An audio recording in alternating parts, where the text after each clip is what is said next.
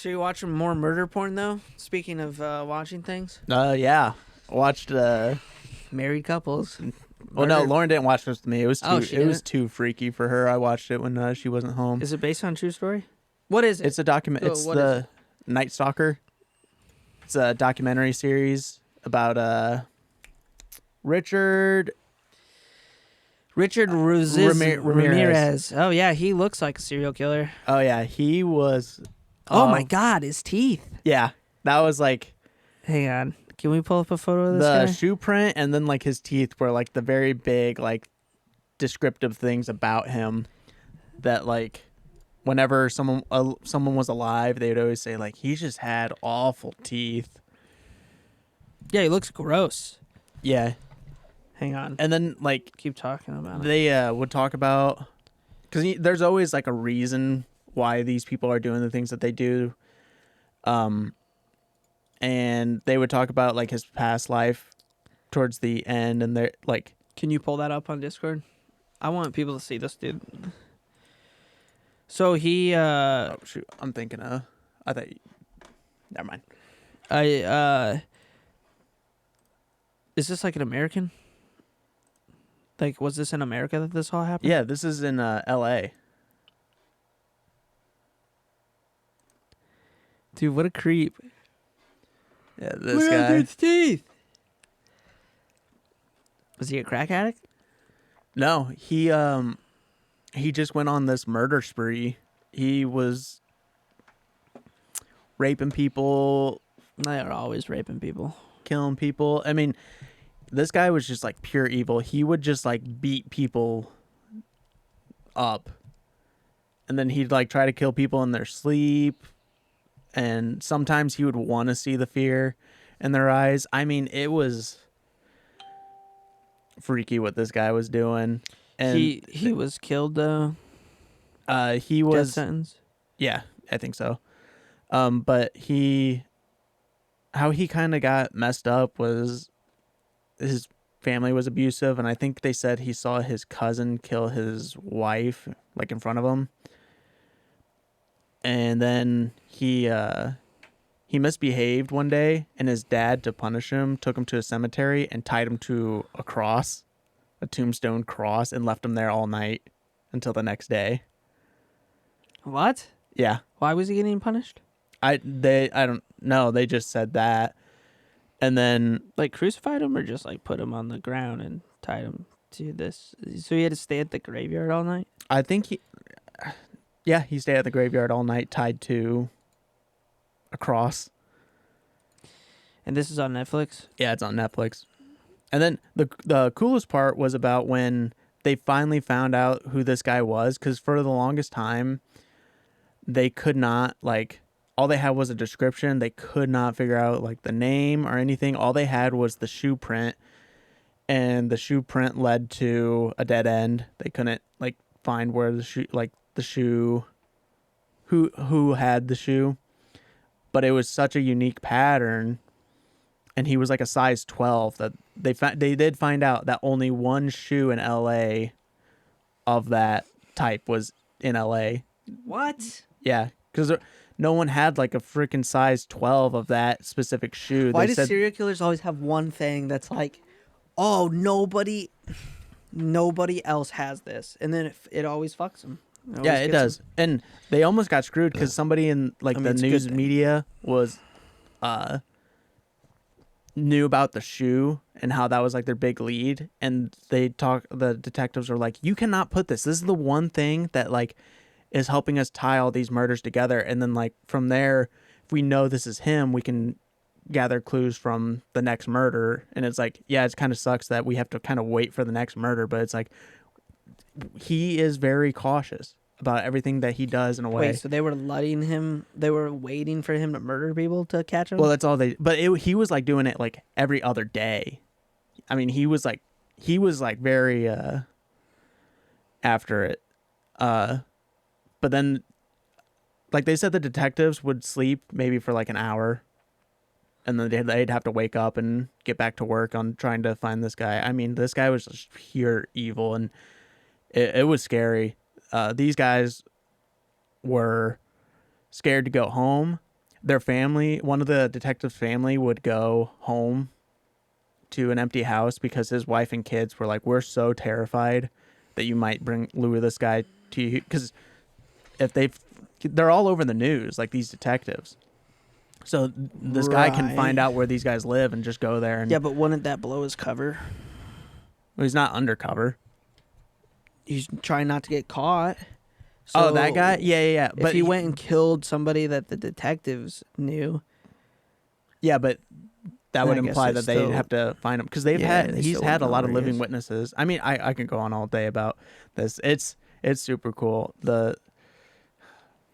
Not Is it super cool? cool. It's not Is it super cool, cool. Derek? Hang on. Hold on. Stop. Wait a sec. Here's what I was trying to Hang get on. at. Derek The said it was coolest part- super cool hold that on. this guy's going around. Stop. The coolest part was when they finally got this guy's picture and they announced it on the news, which the detectives were like, don't announce it on the news. We now know what he looks like. If he sees that we know him and go after him, he's gonna try and flee.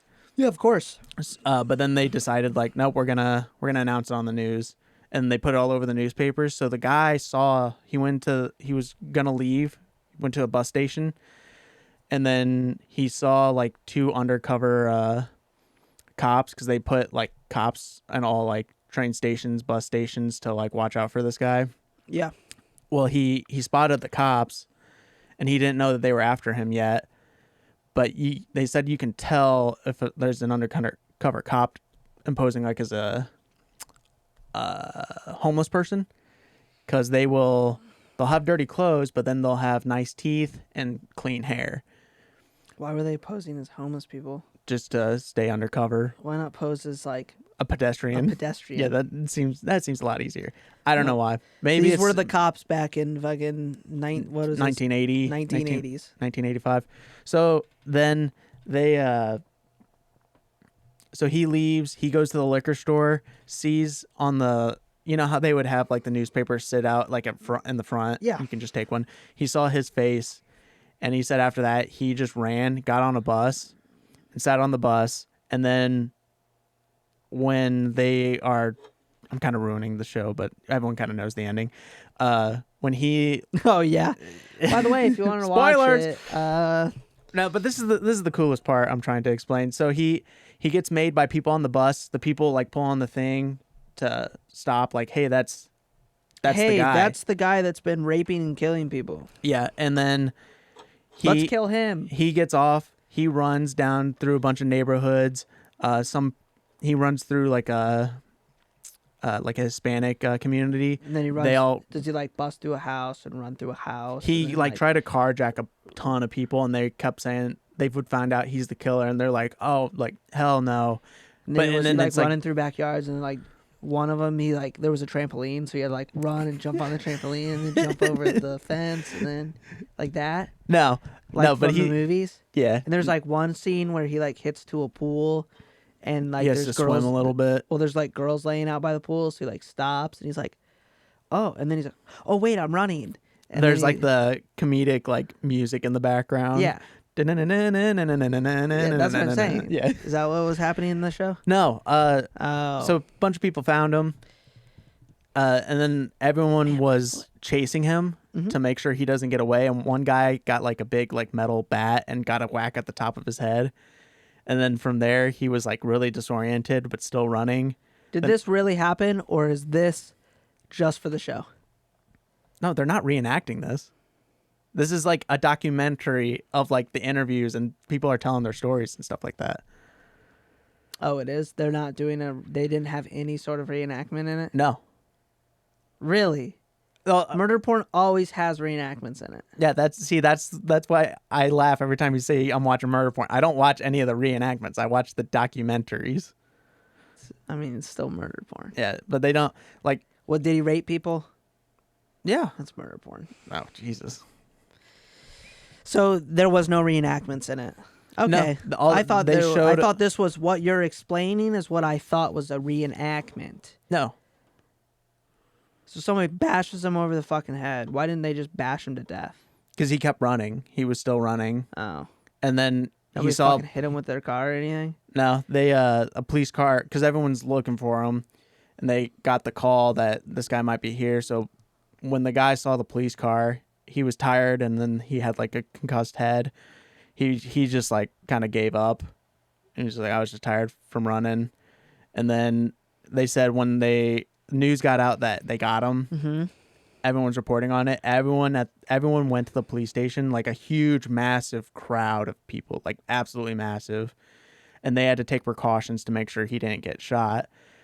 And like the main detective was like, I wouldn't have mind if somebody shot him, but in my mind I was like, I chased this guy so like hard and I worked so hard. I was like, I want to talk to him. Like I really need to just have a conversation with him, because that's the whole reason I'm watching all these series. It's like, why? Yeah, of course. Why do these things? They also let him live till like 2013. Yeah, of course. Prisons make money off of holding prisoners. They don't make money off of killing them. Yeah, prisoners, but why keep rapists and murderers? You still have so many other prisoners in there. I know, but they just don't. I would see more as like if you could get information out of them, because that's how they would find out about how these people work. They get the same information from every serial killer. Something happened traumatic in their life that's impreventable, in a sense. Like, there's no way that you can prevent somebody seeing something random or hearing something random or being abused. I mean, yeah, you can prevent. No, you can't. I mean, you can't, because you don't know what's happening in somebody's home. No, they're not trying to prevent it. They just try to make more sense of it, so it's easy to catch them. It's easier to catch them, but it's like, dude, fucking get the information, and then can them. Fucking can them. They're fucking murderers. Rapists and serial killers. They don't deserve to live. Going through like the chain of all these like rules and stuff like that, it never. I mean, they had an impounded car that was like that. We could have gotten our first fingerprint, but because somebody wanted to like say that they had this car, or they kept like calling like, hey, can we get this car? It's impounded. We need it printed. They're like, yeah, sure. They never got it. Then when they find out they could finally get it, they left it out in the sun to just like bake, and they're like, all the evidence is gone. Nice. Because people are just being incompetent. And then don't listen. What do you do? Why is it still going? I pulled up Netflix. I'm trying to pause it. The other problem they had was this guy. You can be in like several different counties and districts within minutes in LA. Yes. Oh my god, I'm turning it up. Right. You can be in several different counties and districts within minutes, which is like different police districts, that some other districts would have information that the main guys couldn't get a hold of, because they were all worried about, protecting your territory and your information. You want to be the guy that's taking down the Night Stalker, like, because he became very famous in LA. How many people did he kill? 13? I think it said 13. 13, and then he assaulted like 30 people. So how long did it take him to catch him? This says, I think in the document, it was like in the 58 days. 58? I'm just scrolling through, and the last thing I see... See, in like the documentary, they would show like day 118. Day 58, May 14th, 1985. That's about like 30 some minutes into this show. Oh man, they show photos of the murder scenes. Yeah, it is. It gets gruesome, man. And then halfway through the series, they showed that the guy started drawing pentagrams on everything, and he put a pentagram on his palm. Creeps, man. Fucking freaks. If there's any murderers watching this, let me tell you, you're a fucking freak. You're a freak. Well, now they're going to come after you, Connor. Good. And I went on a real big thing there. What do you mean? I really thought. I just feel like all I did was just talk about the... It's a podcast. That's what we're here for. I know. Like I said, the coolest part was when the community came together to chase after this guy to make sure he got caught. Yeah, that was what that whole rant was about. I wonder if they're like, if they knew who they were actually chasing. Yeah, they did. Because when somebody would say something, it's like, that's him, that's the Night Stalker. And everyone would turn their heads, and then when he would keep going, I guess they'd run out of people's like chase, they would try to tell the people ahead of them, like, "Hey, that's him. Get him. Like, run in front of him or something. That is the Night Stalker." yeah, I guess Because what also if made you're him in a community and there's like a serial killer running around, like if we had one here in Fort Wayne, everybody would know about it. yeah, of course. But what made him so scary was that he didn't have, like I said, he was doing rape, murder, assault, but he was also going after children and then old people and then like normal aged people. It didn't matter of race. So that's what was so unique about this. He didn't have a target per He didn't se. have a target. He was just like going at it. And that's what scared people a lot, because when you know of a serial killer, they're like, oh, they're only going after blondes. So then if you weren't blonde hair, you were like, okay, I feel a little bit safer. But now everybody was open to be a victim. Everyone was scared. Man, what happened to his parents? I don't know.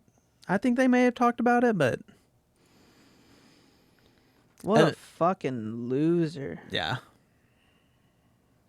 And then, like, during the trial, almost every time. He did have a pentagram on his... Are you looking at the one where he's like doing this at the courthouse? He's like, ooh, look at me. Kind of freaky, huh? Yeah, kind of. He's a serial killer, so it's like, it's not out of the ordinary for him to be weird. That's how I look at it. Yeah, of course. I mean, the fuck... I don't know what it's like to be a serial killer. So I physically have no way of knowing why he would put a pentagram, because people put pentagrams on their body all the time and aren't serial killers. Oh yeah, of course. Like but this guy was like or just something. Yeah. But like, but doing it did in like a something murder tell him way. to do that? No, he just is a. Or does he just think it's connected to killing people? I mean, there's a reason he did physically do that. But like, he was a Satanist. He would. Yeah, but not all Satanists go around and fucking. I know that, but people up. That's what he was, and that's what he believed. Because when he would sometimes tell women not to look at him, he didn't want them to see him if he was like gonna like rape them. And one girl said, "I swear to God, I'm not gonna look at you." And he would say like, "No, swear to Satan." And I mean, he was kind of like into it that way. You ever just think that like serial killers are just like retarded? I can't use that word. Cut that out.